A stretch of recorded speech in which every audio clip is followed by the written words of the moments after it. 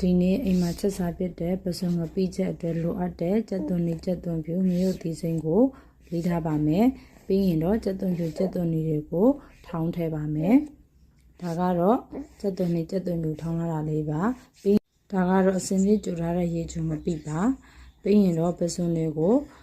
ကောင်းအမီခြွေထားပါမယ်။စချက်တော့မှဖြစ်တဲ့အတွက်အိုးထဲကိုစီနေငယ်ထည့်ပါမယ်။ပြီးရင်တော့စနွေးမုတ်လေးတွေထည့်ပါမယ်။စနေမုတ်လေးတွေထည့်ပြီးလို့ရှိရင်ကြက်သွန်နဲ့ကြက်သွန်ဖြူကိုထည့်ပါမယ်။ကြက်သွန်နဲ့ကြက်သွန်ဖြူကိုစီတက်တဲ့အခါမှာ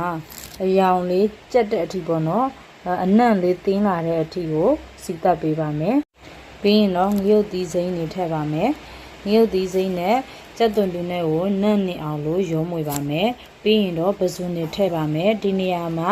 ကိုလိုအပ်တဲ့အရသာမုတ်လေးတွေကိုထည့်လို့ရပါတယ်။ပြီးလို့ရှိရင်တော့ငပိရည်ထည့်ပါမယ်ငပိရည်ကိုလိုတလောက်ပေါ့ကိုစားနိုင်တလောက်ကိုထည့်ပါမယ်ရှင်ပြီးရင်တော့အနံ့လေးမွေးအောင်လို့ပင်စင်ရွက်လေးထည့်ပါမယ်ကျမကတော့